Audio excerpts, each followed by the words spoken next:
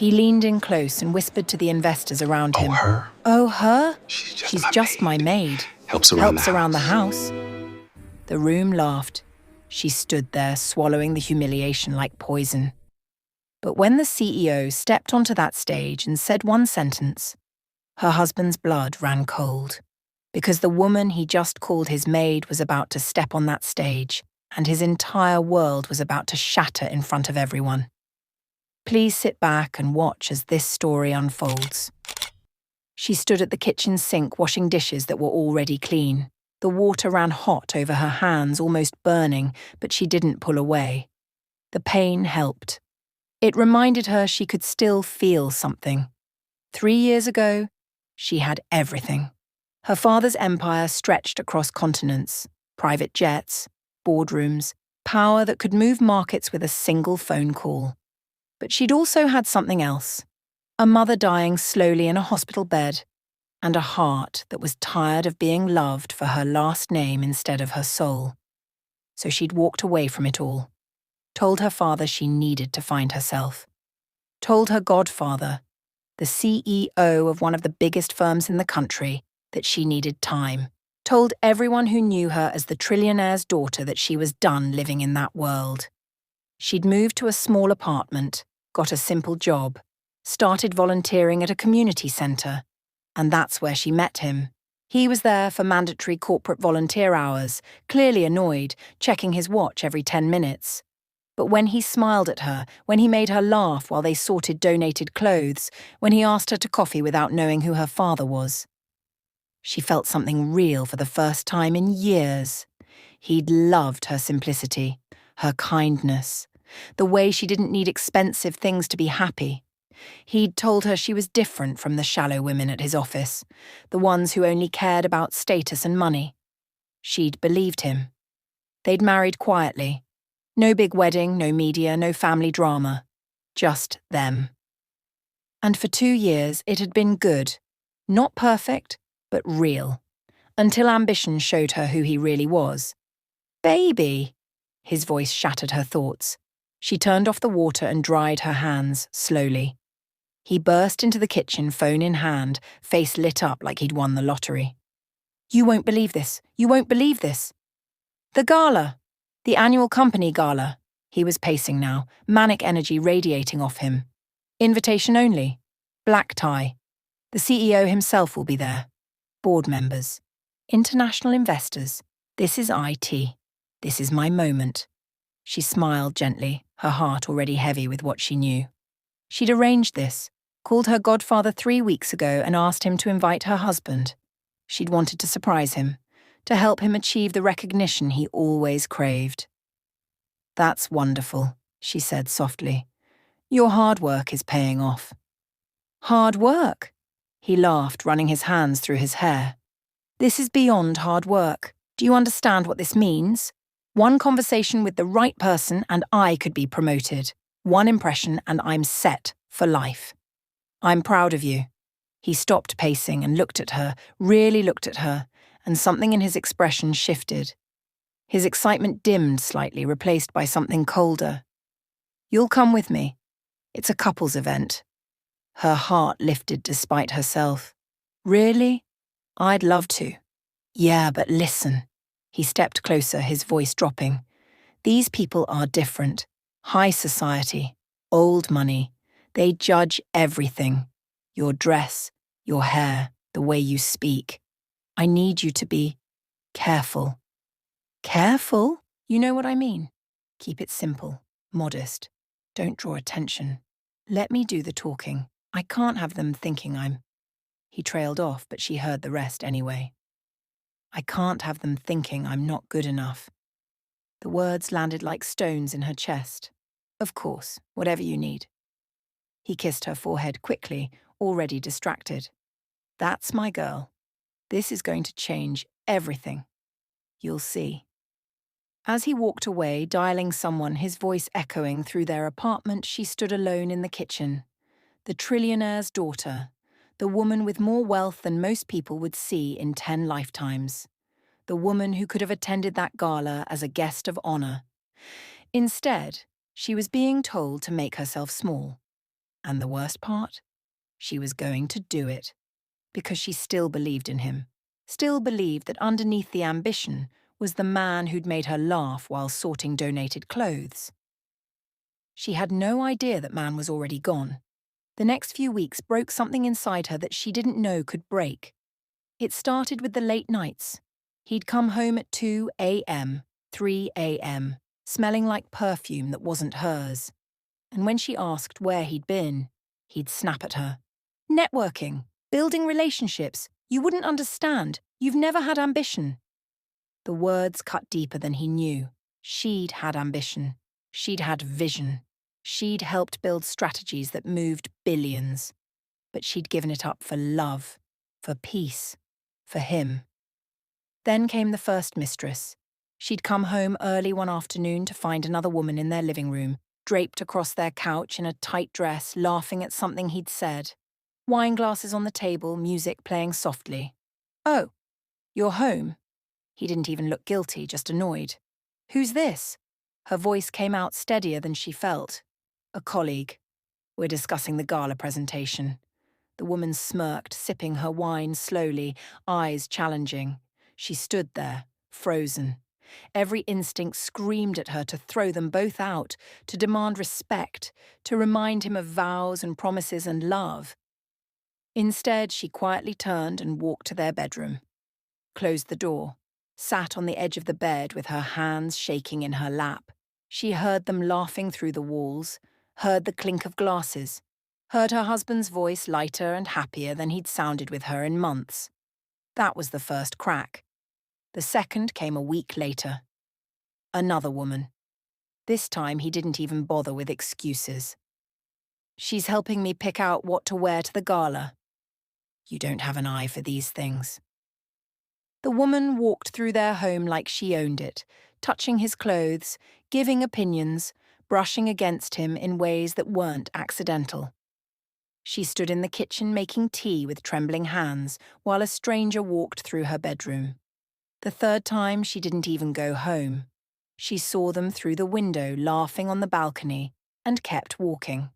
Spent the night at a coffee shop staring at her phone, wondering when she'd become so weak. Her godfather called that week. "How are you, sweetheart? I haven't heard from you in a while." "I'm fine, Uncle." "You don't sound fine." She swallowed hard. "Just tired." There was a long pause. "You know, if you ever need anything." "I know, thank you." But she didn't ask for help, because somewhere deep inside she still believed he'd come back to her, that the gala would satisfy his hunger, and he'd remember why he'd loved her. She had no idea it would only make him crueler. The night of the gala arrived like an execution she could see coming but couldn't escape. She stood in front of the mirror in the cream dress he'd approved. Simple, modest, forgettable. Her natural curls were pinned back neatly. Small gold earrings, a gift from her late mother. No necklace, no bracelet, nothing that might outshine him. She looked at her reflection and barely recognized herself. When had she become so small? He walked past without glancing at her. "Ready?" "Yes." "Remember, simple smiles. Stay in the background. Don't talk unless someone asks you a direct question. And if they do, keep your answers short." She nodded, her throat too tight to speak. In the car, he rehearsed his talking points obsessively. She watched the city lights blur past her window, each one a reminder of the life she'd left behind, the life where she'd been powerful, respected, seen. "Are you even listening?" His voice was sharp. She turned. "I'm sorry, what?" "I said don't embarrass me tonight. This is the most important night of my life." More important than our wedding, she thought. More important than every sacrifice I've made. "I won't embarrass you," she whispered. "Good." The venue was magnificent. Marble floors, crystal chandeliers, a string quartet playing softly. Women in designer gowns that cost more than most people's cars. Men in custom tuxedos, watches that could fund a small business. This was her world once. She'd attended 100 events like this, had given speeches at galas twice this size, had commanded rooms with more powerful people. Now she was being told to stay quiet in the corner. He straightened his bow tie, confidence radiating off him now.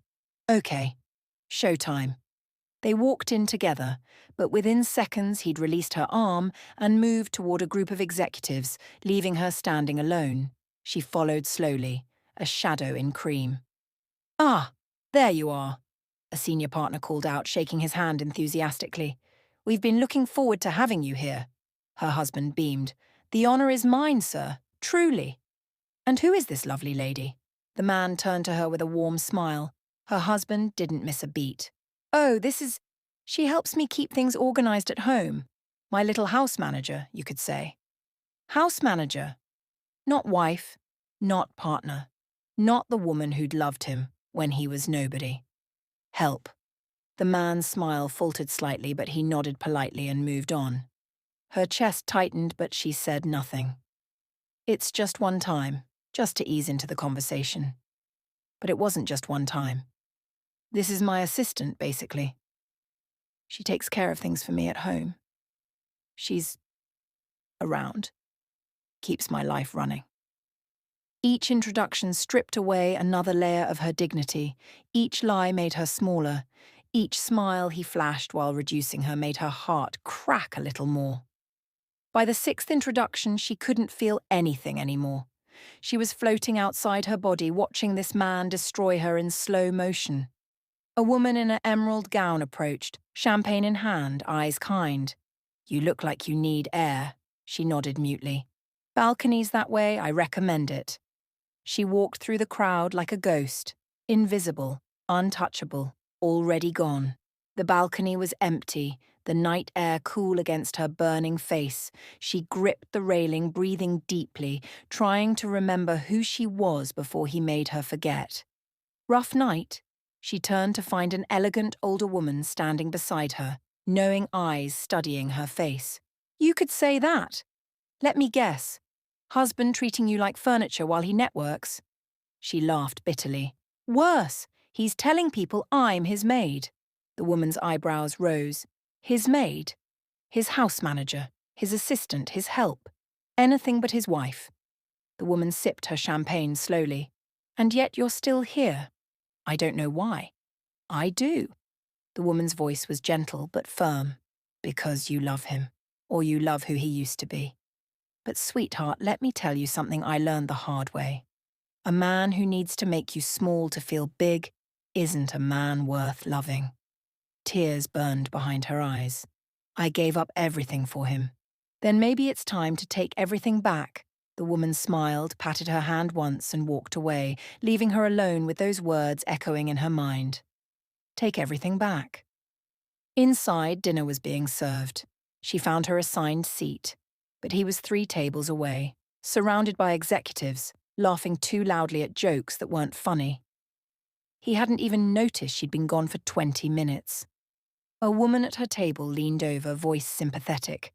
That's your husband, isn't it? The one by the senior partners? Yes. I'm so sorry, honey. Her stomach dropped. Why? He's been telling everyone you're his maid, said you clean his house and do his errands. The woman's face was kind but pitying. That's cruel. Her hands trembled in her lap.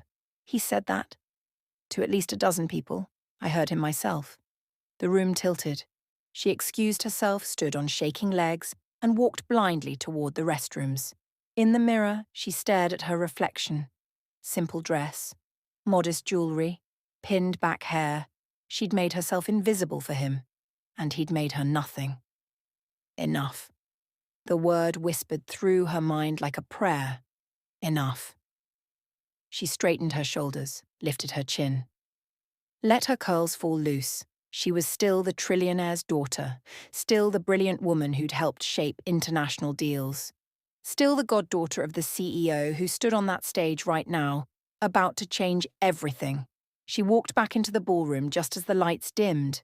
The CEO stepped up to the microphone, commanding the room with effortless authority.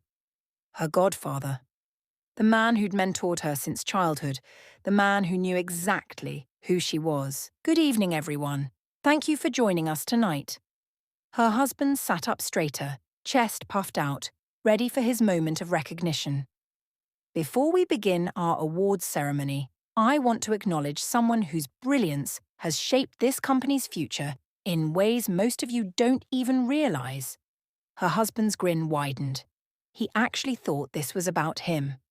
Our international expansion, our ethical frameworks, our most successful partnerships, none of it would exist without her vision.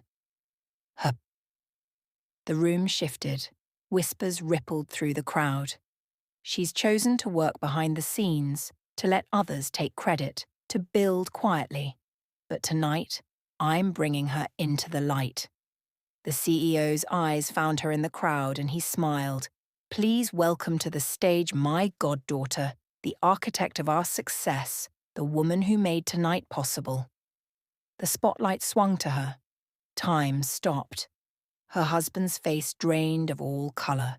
His mouth opened but no sound came out. His hands gripped the table so hard his knuckles turned white. She stood slowly, gracefully, every eye in the room now on her. The crowd erupted in applause. Confused whispers turned to shocked gasps as people realised who she was. Wait, that's his wife? He said she was his maid. Oh my God, he's finished. She walked toward the stage, her cream dress flowing like water, her head held high, her shoulders back. With every step, she reclaimed the power he'd tried to steal. On stage, her godfather embraced her warmly. Everyone, please give her the recognition she deserves. My brilliant goddaughter, who's been too humble for too long. The applause grew louder. People stood. Her husband remained frozen in his seat, drowning. She took the microphone, her voice steady and clear, no longer small, no longer hidden. Thank you, Uncle. I'm honoured to stand here tonight. Her eyes swept the room, finally landing on her husband. His face was pure horror. I've learned something powerful over the years, she continued, her voice carrying to every corner. We often underestimate the quiet ones, the ones who work behind the scenes, the ones who support without seeking credit. Murmurs of agreement rippled through the crowd. But I've also learned something darker. Sometimes the people we love most will make us small to feel big. They'll hide us to shine brighter. They'll reduce us to elevate themselves. The room went silent. You could hear a pin drop. True power doesn't announce itself. True strength doesn't humiliate others. And true love. Her voice softened, but her gaze stayed locked on him. True love doesn't make you invisible. It makes you whole. Tears streamed down faces around the room. Women nodded. Men looked uncomfortable. Her husband looked destroyed. So tonight, she continued, I want to toast to everyone who's been made to feel small, to everyone who's been called help when they were holding everything together, to everyone who's been hidden in the shadows while someone else took the light. She raised an imaginary glass. You are not small. You are not invisible. You are not nothing. And it's time to step into your power. The room exploded. Standing ovation. Applause that shook the chandeliers. People rushing toward the stage. Her godfather beamed with pride. That's my girl. Her husband sat alone at his table, the only person not standing, not clapping, just shattered. Because the maid he'd mocked, the woman he'd humiliated, the wife he'd betrayed, had just revealed herself as the most powerful person in the room. And he'd destroyed her in front of everyone she'd helped him meet. The aftermath was swift and brutal. Within minutes, word spread through the gala like wildfire. Executives whispered to each other. Investors shook their heads. His colleagues avoided eye contact. One senior partner approached his table, face cold. You introduced your wife as your maid? He couldn't speak. His throat had closed. Do you have any idea who her father is, who she is? The man's voice was disgusted. You're done here. Finished. His colleague leaned in, voice harsh. Man, you didn't just embarrass yourself. You embarrassed all of us. How could you not know who she was? I didn't. You didn't ask. That's your problem. You never asked. The colleague walked away, leaving him drowning in shame. She remained on stage, surrounded by people congratulating her, thanking her, finally seeing her. Investors wanted meetings. Board members wanted her insight. Her godfather kept his arm around her protectively, making sure everyone knew exactly who she was. Her husband tried to approach, tried to push through the crowd, but security blocked him. "Sir, Ms. needs space right now." "That's my wife!" His voice cracked. The security guard looked at him with pity. "Then you should have treated her like one." He stood there, frozen, watching her shine in a spotlight he'd tried to dim. Hours later, when the event finally ended, he waited by the exit. Desperate. Broken. She walked out, surrounded by people, laughing at something her godfather said, looking lighter than she had in months. "Please," he called out, "please, can we talk?" She stopped, turned, looked at him with eyes that were no longer hurt, just done. "Not here," she said calmly. "Not now. I didn't know. I swear I didn't know who you were." Her expression didn't change. "No. You didn't know who I was because you never asked. You never cared. You only cared about who I could be for you." "I'm sorry. God, I'm so sorry." Sorry doesn't undo humiliation. Sorry doesn't erase cruelty. Sorry is just a word you say when you're caught. He reached for her, but she stepped back. "Go home," she said quietly. "We'll talk when I'm ready. Not before." She turned and walked away, her godfather and a group of executives surrounding her, protecting her, finally giving her the respect she'd always deserved. He stood alone in that parking lot, watching her disappear into the night, realizing too late that he'd destroyed the only real thing he'd ever had. The woman who'd loved him when he was nothing. The woman who'd arranged his opportunity. The woman he'd called his maid. She was never his to diminish. She was never small. She was never nothing. And now she was finally free. Days turned into weeks. She didn't come home. She stayed with her father, reconnected with her old life, began advising her godfather's company officially. He called. She didn't answer.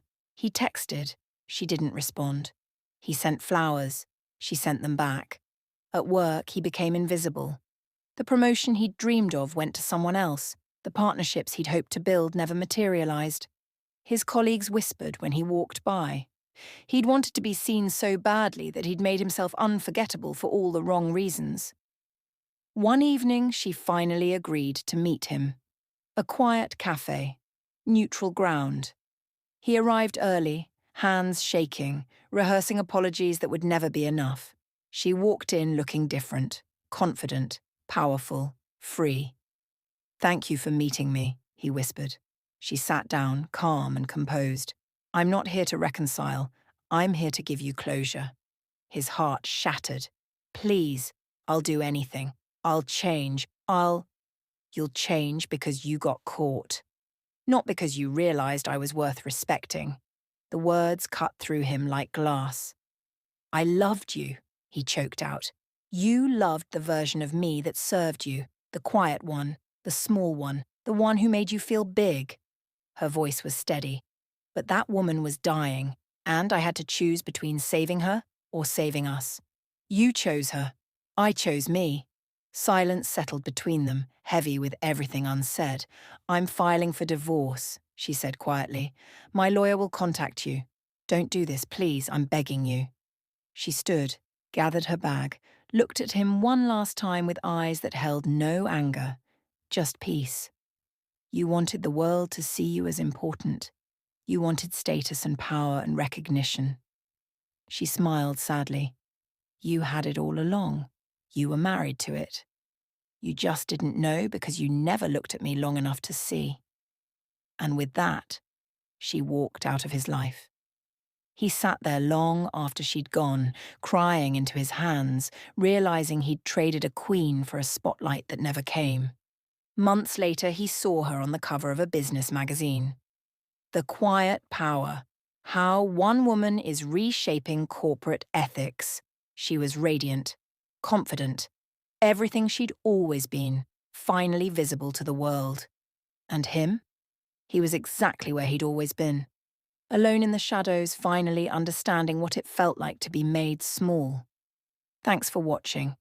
If this story touched your heart, hit that like button and share it with someone who needs to hear this message. Don't forget to subscribe for more powerful stories. See you in the next one.